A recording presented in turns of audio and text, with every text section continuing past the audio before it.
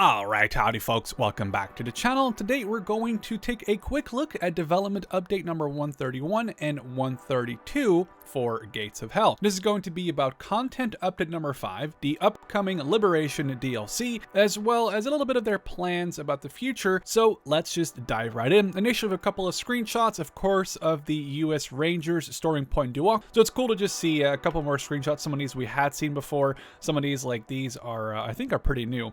Basically, this is a couple days old, so this update I'm pretty sure has just actually been released. There's a lot of minor stuff in here, like, well, one that I personally liked was, for example, removing the fact that there was an engine button for cannons, which was weird because cannons don't have engines. But what is a little more interesting and what actually might appeal to a lot of people is specifically the region option. Now what that means, and the game will initially come with a Western and Eastern front when the Liberation DLC releases, which I'm assuming is like, say you're playing against the Germans and you only want to play conquest against the Americans. Say you want to do like a 1944, 1945 sort of conquest campaign, but you don't want to fight against the Soviets, you would pick the Western Front. But basically allowing developers of mods to pinpoint what they want to do in conquest instead of having to really go a whole bunch of ways of doing that. So this would make it a lot easier for modders to have a bunch more modability in Conquest, which is always a awesome thing to say. And here we just have a whole bunch more of balancing and mostly focusing on some of the PvP gameplay. I believe they just released this update, but it's more of a patches and fixes update. Just isn't as flashy, I guess, to discuss. What is flashy to discuss is content update number 5. As far as I've seen, they have always released a pretty big and also free update when they release a DLC. And this time, excited, although I shouldn't be because I know that we haven't seen anything yet, but just from knowing the Gates of Hell developers and what they've given us so far, I think I can be safely excited for this. They are now going to not only have special vehicles and weapons in the doctrine choice in multiplayer, it's also going to now impact what sort of infantry squads you have available. And to not just have, hey, let's just reuse some of the stuff we have, they're also expanding the list of squads with more accuracy, more diversity, and have also rebalanced and even added some nuance.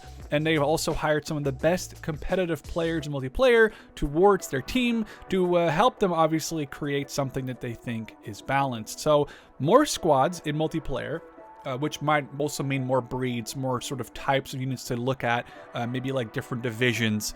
Now, besides that, a lot of you are obviously wondering about the sound overhaul. I myself am as well. I don't really know much about it, but it is nice to see that they are very excited about how it's been received and that they are still working on it. I think right now we're really hoping for like the cannon update, the explosion update, you know, having the Tiger fire, having tanks explode, having that sort of overhauled. There's no guarantee if it's going to be ready for content update number 5. As you can imagine, it is a lot of work. I did talk about it obviously with Hang 'em High at the time. I did a video with him where I sort of like impromptu interviewed him as we played Gates of Hell, which was very entertaining, by the way. I should link it down in the description. And he said, dude, this has been great. It's a ton of work. So much respect to him. I totally understand it takes a bunch of time. And this is where it gets really exciting. We have some future news. Now, this is not going to be coming out next week, next month, not going to be coming out with content update number 5, as they even say here. This is for long-term plans. Not only have they invested or bought a state-of-the-art motion capture, which is, you can see some of the fruits of that labor here. We see a guy digging potentially like a foxhole or a trench, as well as it looks like somebody gets like hit in the shoulder perhaps, or in the arm. I'm super excited to see like new animations really bringing the sort of details of Gates of Hell a little bit more to life. And not only more animations, or maybe better animations, this one's really exciting.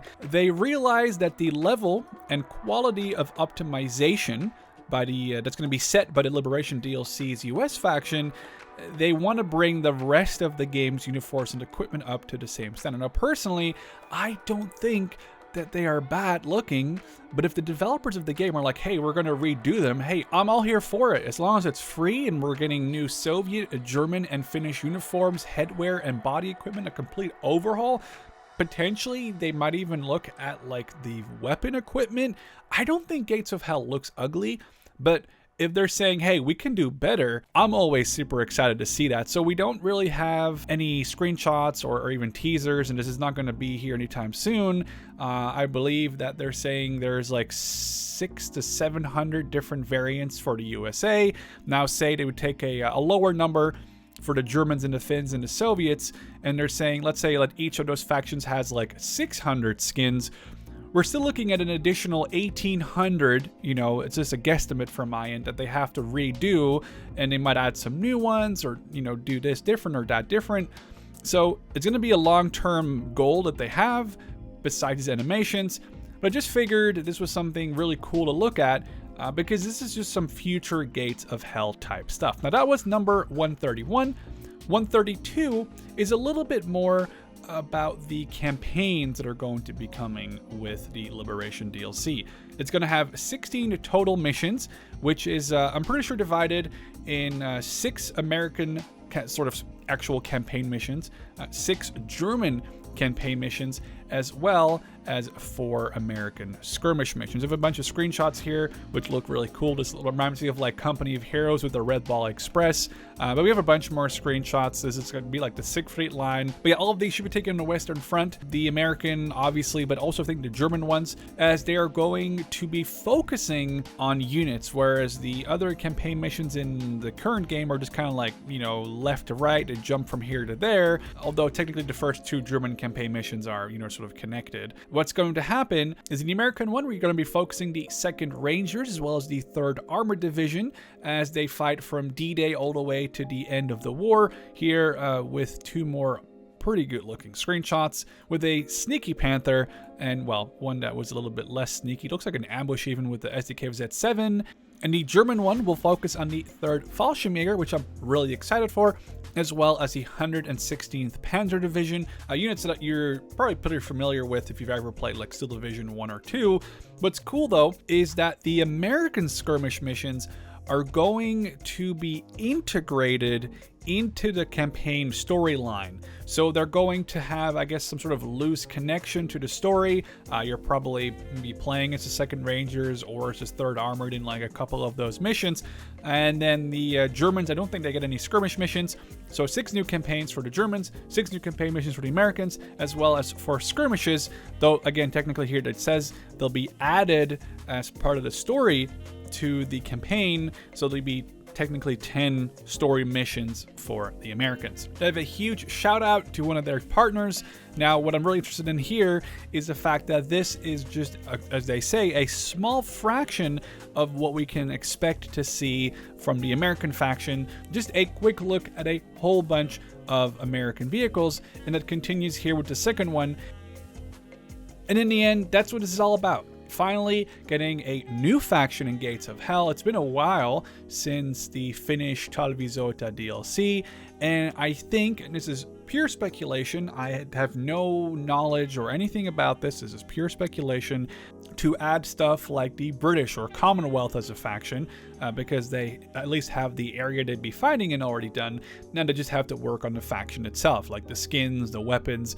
There's even already some British vehicles as part of Lend-Lease in the Soviet faction. So my safe bet, and again, this is pure speculation on my end, would be that we will see at some point a British faction or a Commonwealth faction added on to Gates of Hell at some point in the future. For now, though, just a quick look at what we can expect from Gates of Hell and updates number 131 and 132. I hope you enjoyed this video. Love to see you in the next one.